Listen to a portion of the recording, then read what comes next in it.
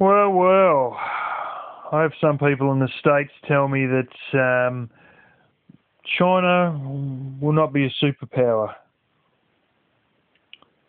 People aspire to be like the US, and China. Nobody would aspire to be like China.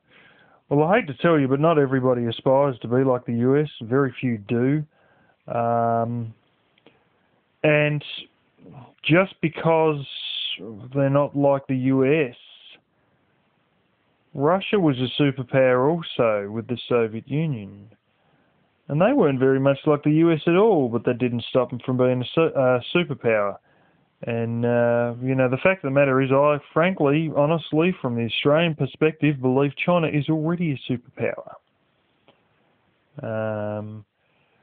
Not the same type as the US is, but they're a superpower all the same. And many years ago, my uncle mentioned to me that they are likely to become a superpower purely by buying everybody out and just owning everything, which if you live in Australia and you're seeing the amount of sales of big assets like coal mines and, Bibby Station, the largest farm in the country, where an Australian bid just as much as this Chinese mob did, but then the Chinese mob got it anyway. If you lived here, you'd know what I mean. Anyway, the fact of the matter is, along with a little BRICS dealio, they've tried to set up a competitor along with the other BRICS nations to the IMF. They have their own development bank that they've set up a little while back. I think it was middle of last year or something like that. But that ain't all. Theirs is a little bit different. Theirs, you'll get the grant based purely on production capability, not based with a whole stack of little separate, politically motivated things and other things which have specific things you must do to get the IMF loan, such as, I don't know, like in South America there, privatise the water system and then make water so expensive that nobody can afford to pay for the water coming through their taps. They ended up having a couple of riots over that one and brought it back under government control again. Forget what country that was. Anyway, they haven't just set up a competitor to the IMF. In October or September of this year, they will have set up a competitor to SWIFT. Now, this has caused a lot of conspiracy theorists to say the collapse is now going to be in September 2015. Some have even somehow said the 13th of September 2015. I don't know why exactly. Maybe something written in the Bible, in the Bible codes. You'll know what I'm talking about if you've read the book on those hidden codes in the Bible. But anyways, SWIFT, for those of you who don't know, is based in Belgium, apparently comes under EU law, and is known as the Society for Worldwide Interbank Financial Telecommunication. Now, it was founded in 1973 and was initially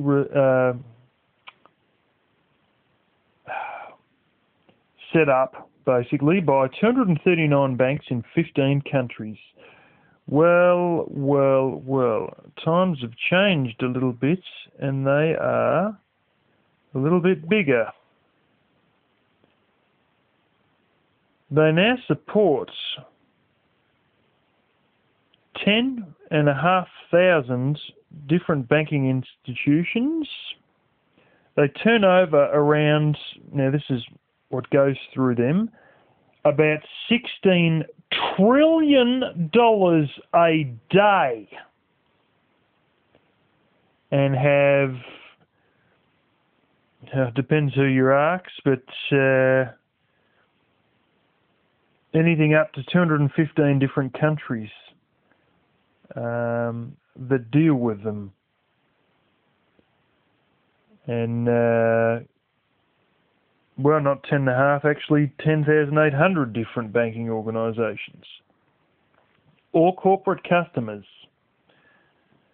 Now, back in the day, they wanted to make things hard for the apartheid government of South Africa. And, well, they basically cut them out of SWIFT.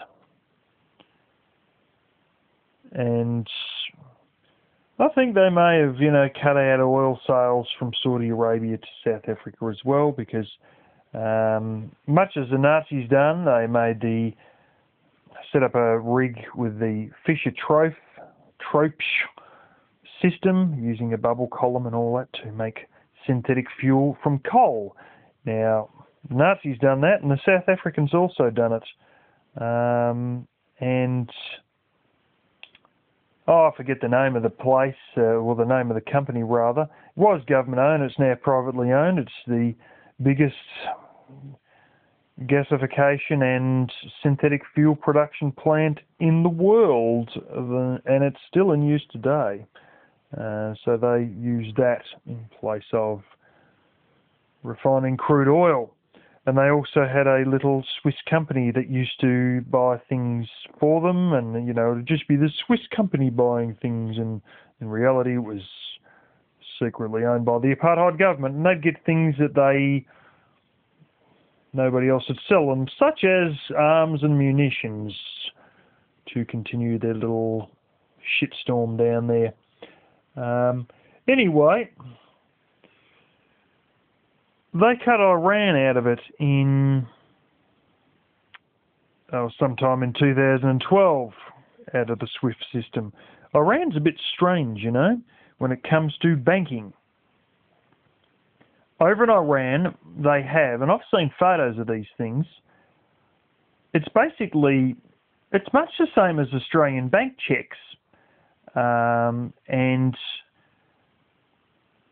people almost never cash them. They just hand them back and forward to each other for anything that's a larger denomination. And you've got your little thing like we've got on our bank checks here, where thermo ink, where you put your finger on it and it disappears or whatever it is again. They've got that on those little bank checks, and people hand them back and forth, and it's a bank check, underwritten by the bank that's got its little logo on there and all that. That's what people usually deal with buying cars and whatnot.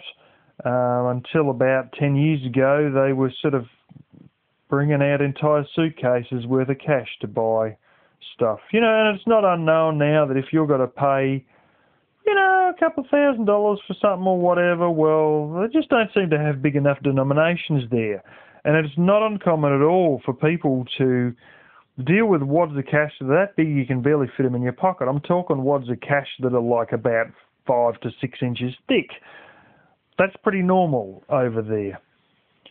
Anyway, they could have actually done Iran, which is the world's 14th largest economy, a bit of a favour by taking them out of SWIFT, because if there's any US dollar collapse, well, they're not going to be affected because they're not connected in, are they? Anyway, they cut Iran out of that in 2012. Back around the start of the GFC, in my book written by Hank Paulson about the GFC, just as the GFC was starting, they had cut Iran out of the banking system, so they said. Not entirely. All they'd done is cut them out of the world banking system. That's what Hank Paulson says in his book that he was talking to Bush about. That means that they basically cut them out of US credit cards, so you couldn't use a US credit card in Iran. But anyways, that was what they done back in 2007, and in 2012, well, they pulled the plug on SWIFT. Recently, with the Russian sanctions, they have cut out Visa and MasterCard in Russia. It didn't matter because Russia just made its own credit card system that is, you can use nationally throughout anywhere in Russia, and probably Siberia as well. And there was talk in December 2014 of cutting Russia out of SWIFT. And, yeah, well, they would get severely pissed. And they were talking about it would mean war if, they were to do that. If they were to kick Russia out of SWIFT. There's also been talk of kicking Israel out to force them to get out of Palestine. Yeah. At that point, SWIFT come out and said, we have no authority to kick people out of this system because it's like a SWIFT. Apparently, is like a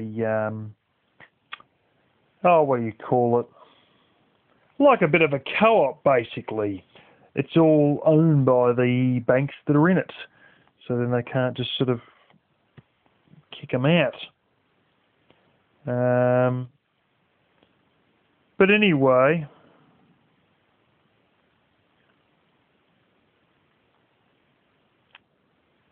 they basically said that this is when they come out and said that our reaction might be without limits, Dmitry Medvedev said. And, they basically, the CEO of Russia's second largest bank come out and said, we'll be definitely in a Cold War, if not on the verge of a real war, and possibly a bit of a good banking war. And, American ambassadors would be kicked out and diplomats would be kicked out of Moscow. They might pretty much close the American embassy, almost, if Russia was to be kicked out of SWIFT. But they have said they have a second solution, and that they would launch in May 2015, when the stupid tablet wants to play ball.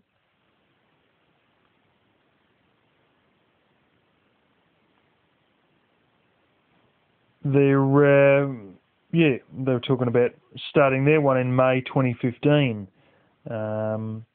But it doesn't really matter because China is going to have their version in October or September of 2015, known simply as CIPS, China International Payment System. And let's face it, when you're as big a manufacturer as China is, let's face it, they take more energy in than America does, but it's primarily just for production. They produce, I don't know how many of the world's manufactured goods, probably 65-70%. They do and have for the last 6 months or maybe more, or 9 months, could have been a year, had a larger economy than the United States. And that economy is based primarily on manufacturing. Is it any wonder they'd set up this? I mean, of course, it's most likely part of the whole BRICS plan as well.